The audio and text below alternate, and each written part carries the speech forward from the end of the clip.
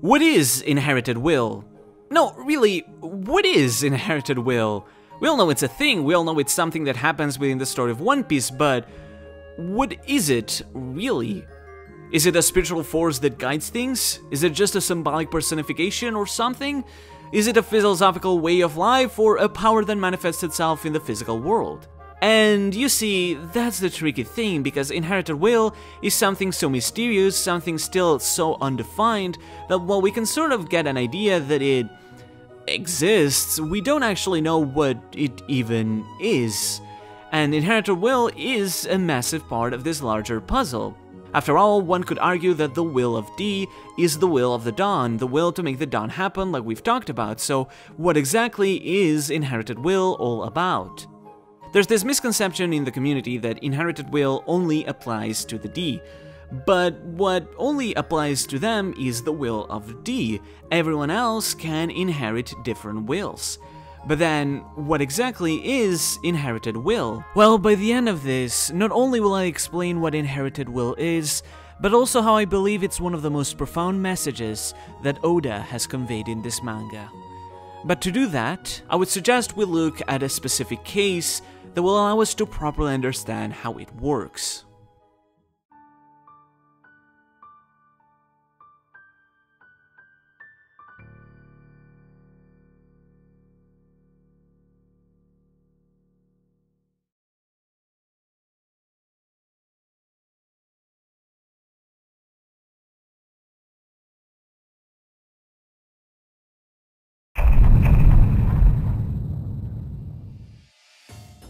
The case I want to present is the life of Kouzuki Oden.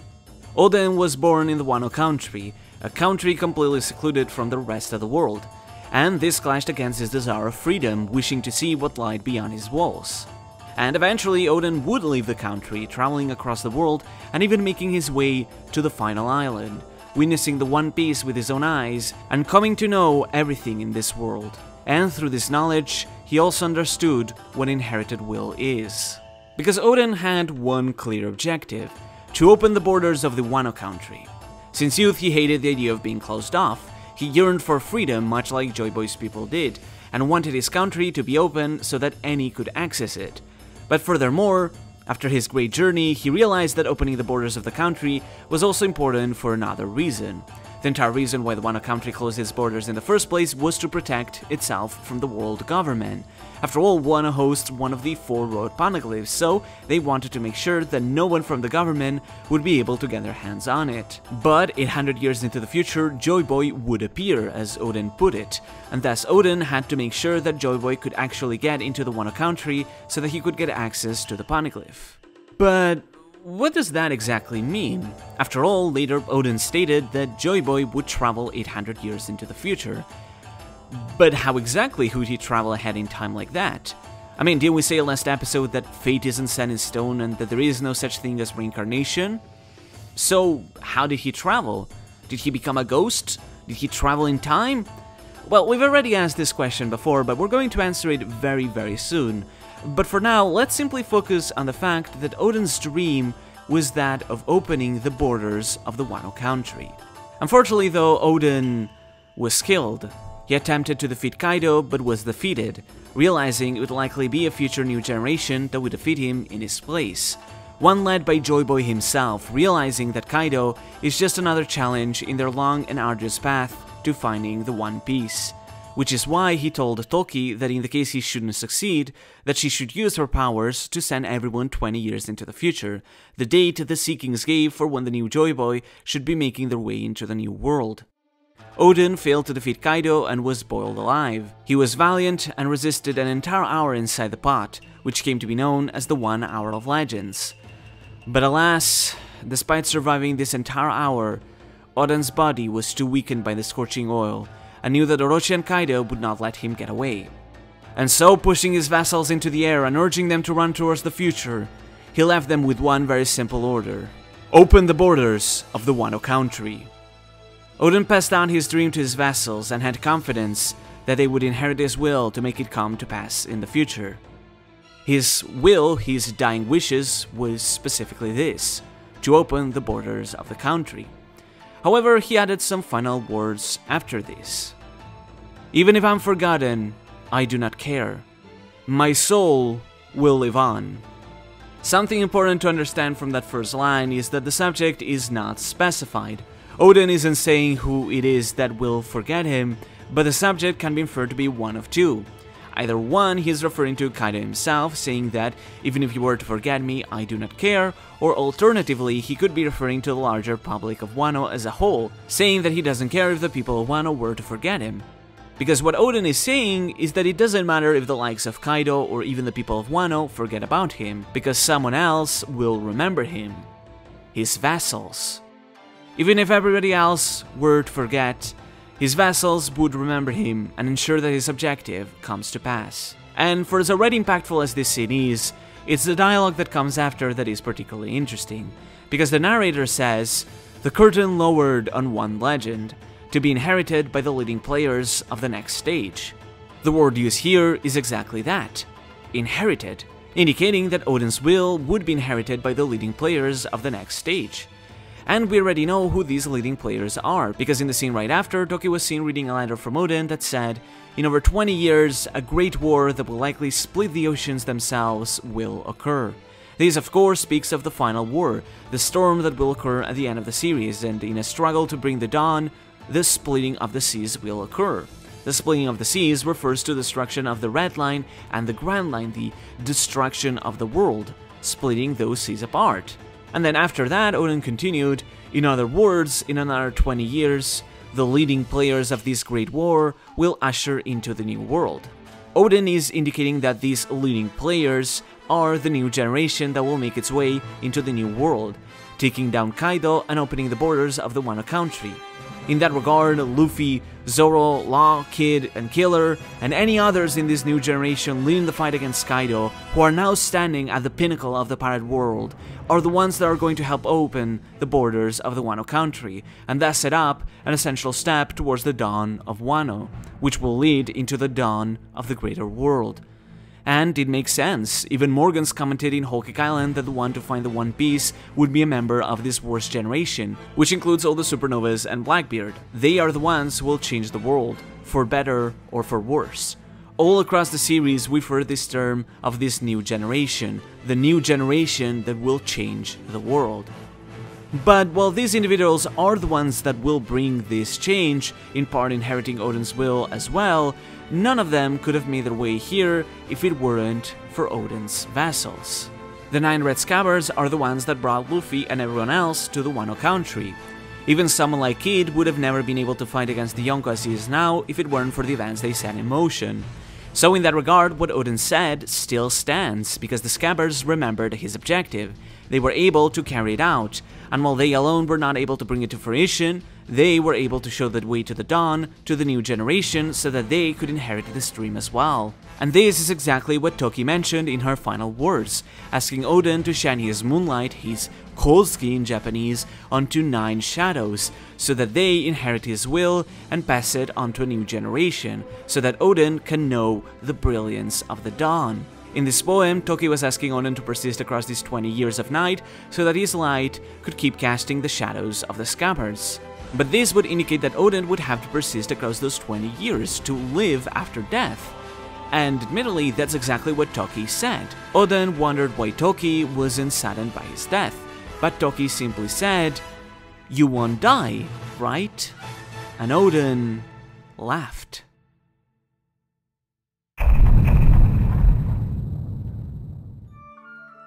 Just like in his final moments, when Oden laughed as he fell into the pot. As a reminder, in Japanese, the verb to smile and the verb to laugh are written with the same word, so they're sort of considered the same concept, the same action. And we've seen this all across the entire series. Even as we talked about last episode, we saw Luffy smiling or laughing right before his death, just like Roger did back in the day. So many other characters, both members of the D-Clan and non-members alike, have smiled right before their death. But why do people smile or laugh when they die? As Smoker pointed out, most people would be scared when they are dying, but all of these people smile. And most importantly, what did Toki mean that Oden wouldn't die? Well, this is something we've heard before when Roger said the same thing to Rayleigh. As Rayleigh told us back at Sabaody, Roger's final words were simply, "俺は死なねえぜ、相棒." And similarly to Oden, Roger did not die. He lived even beyond death. So in that regard, it's likely the same thing that Oden meant about Joy Boy, that Joy Boy lived beyond death and traveled across 800 years. But what does that mean? Does it mean that they all became ghosts and survived even beyond death? Or does it mean something else? How can someone live after death? What does it mean to not die? Well, that question is hard to answer like that. So instead, how about we flip the question around? Instead of asking when it is that someone doesn't die, when is it that someone dies? Is it when they're shot through the heart? Wrong. Is it when they're ravaged by an incurable disease? Wrong. Is it when they've been poisoned by a deadly mushroom? Wrong. People die when they're forgotten. The answer has been there under our eyes this entire time. When is it that someone dies? When they're forgotten. And when is it that someone doesn't die? When they're remembered. That's all it really means. What Oden meant by the fact that he would not die is that people would remember him. The Scabbers would remember him and make sure to inherit his dream. As long as they remembered his dream, Oden would live, beyond death, beyond time, as long as people were there to inherit it. Even if everyone else were to forget about him, his dream would live on, and someone would one day make it come to pass. And in that regard, the story of Hiruluk is much the same. Hiruluk was a quack doctor from Drum Island. He wasn't the most upstanding person, he had been a thief, and even as a doctor, his methods weren't exactly the greatest.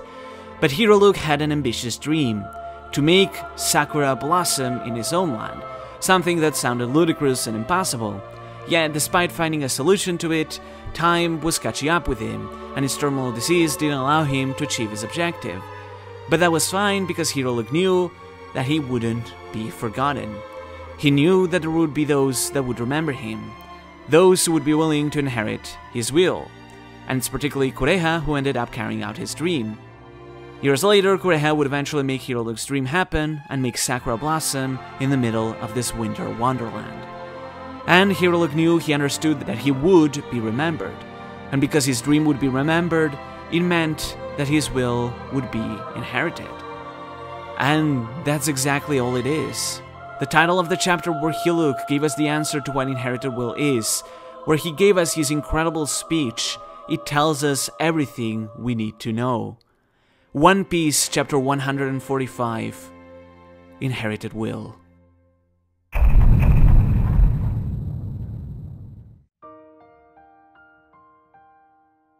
At its core, this message is something so very simple. This great big mystery in the story, in the end, is really just a lesson that Oda is teaching us. I'd like to take this time, if I'm allowed, to tell a bit of a personal story. Across life, I've lost many things.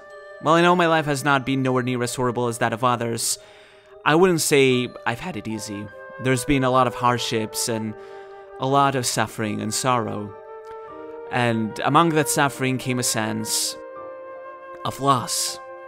Across life, I've lost people I've known, I've lost places where I belonged, and I've lost experiences that I know I'll never get again. I know there are things in my life that I will never see again. And that is something that I deeply struggled for a long while. Across my life, I've met many great people and I've encountered many great experiences, but I've had to say goodbye to all of those times. Some of the fondest moments I've lived through eventually all came to an end. The people you meet, the things you live through, each has a defined start and a defined end. That's simply how life works. But sometimes it can be hard to say goodbye because you don't want them to go away. But it is through reading One Piece that I realized that was never the case. None of these things truly went away because they would only die would not forget about them. As long as I remembered, they would live on within me forever. Because people are so much more than just chunks of flesh. They are the embodiment of emotions, feelings, memories, and experiences. And even after they pass away, those things remain with us. Even after someone dies, their will lives on within us. The lessons they've taught us, the feelings they've conveyed us, the memories we share together, and the dreams they've passed on to us, they all live on in our hearts. Even after death, they live on in all of us because we remember them, and in their place we continue to carry out their dreams, their love, their will, and we weave it through history. We pass down our love and our dreams to those who come after us, and in that way ensure that none of us ever truly die. And in that regard, I legitimately believe that One Piece will be the same. One Piece will end one day. Our days of enjoying this series together will come to an end and we'll have to say goodbye. But that doesn't mean that One Piece will die, because Oda and his incredible tale will keep living on in all of our hearts as long as we remember it. So why should we cry, if not laugh? And once you start looking at it that way, you realize that this theme has been present all across the entire series. Even within this flashback, Dalton asked Hiruluk, "Can the same happen for a country?" And Hiruluk replied, "As long as it is inherited." After which, Dalton told himself that he would inherit the will of his former king and bring this country back to prosperity, something that he would eventually achieve, inheriting the dream and carrying it out. And so many more examples can be found across the series. At the end of Dressrosa, when Law asks about Orochimaru, Sengoku simply told Law this: "If you really want to do something for him, then let us both remember him in our memory." And what is it that Luffy told Ace right when he died? "You said that you would never die, right?" And Ace replied, "Yes." Because Luffy would eventually inherit Ace's will. Luffy would carry out his own will, his dying wish, which was, quite simply as Ace put it, to see Luffy achieve the goal at the end of his dream, to achieve his dream of throwing the world's biggest party. And it's because Ace knew that his will would be inherited that he died with a smile. That is why all those whose wills have been inherited die with a smile. This isn't something unique to the D-Clan, we see it with so many people because everyone whose will is inherited know that they won't die. Like Toki said to Oden, "What point there is to cry upon death if you're not really going to die? If you know you will live on, then what point is there to being sad? Because you can say goodbye with a smile on your face." Roger died with a smile, living life with a great loud laughter, because he knew that his will would be inherited, meaning that he wouldn't die. And the same can be said for Soul, for Whitebeard, for Pedro, for Yasuye, for Tohime, for Fisher Tiger, and for all those whose wills have been inherited, because they knew their dreams would come to pass. That is quite simply what the Wheel of Dreams is about.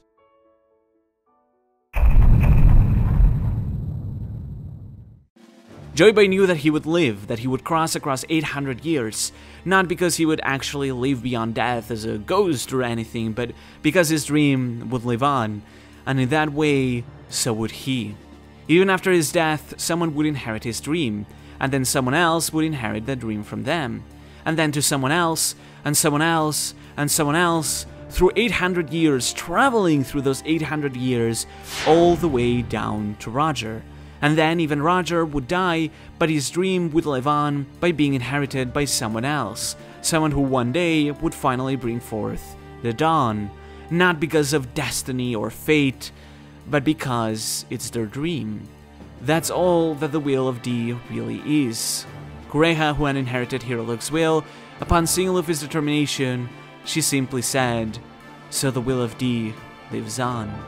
Joy Boy knew someone would find the One Piece because he believed his dream would be inherited across the ages, until someone inherited it at the right time.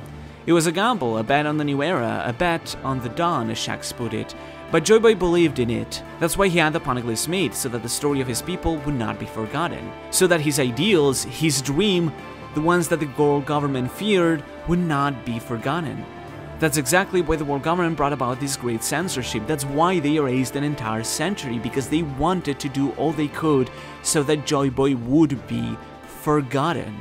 But Joy Boy trusted in those that would remember him. He trusted his allies to protect the poneglyphs until the future came, and believed that someone would one day inherit his dream. That the swell of an era would come and bring forth a new era, a new dawn. And the person who would do so would finally become the true new Joy Boy who would inherit this title. After all, Joy Boy is just that, a title, the boy who brings joy. And one day someone would take that title to become the new Joy Boy, the one Oden was waiting for. That is why Kaido said in chapter 10:14 that Luffy did not manage to become the new Joy Boy, because Luffy had the potential to become Joy Boy, but in that occasion failed, and would have to rise up to the challenge again to achieve it. Luffy was not born the Joy Boy, he had to work to become it. He has to become someone capable to guide the ancient weapons, someone capable to bring down the borders dividing the world, and someone capable of finding the One Piece and use it to unite the entire world together, to connect everybody together, to put an end to segregation and bring joy to everyone. All of these dreams, Oden and Yasuya's dream to open the borders of Wano, Hero Luke's dream to make Sakura blossom and heal his country, Soul's dream to see Robin finally find friends, Roshinante's dream to have Law be free and to stop the Flamingo and save Dressrosa, Otohime's dream to unite the world all under the same sun, Pedro's dream to help bring the dawn of the world, Ace's dream to see Luffy fulfill his party, and Roger and Joy Boy's dream to bring freedom to everyone. All of these dreams would be inherited by different individuals, bringing all of these dreams to fruition. In the end, that's all that inherited will means. That people's dreams...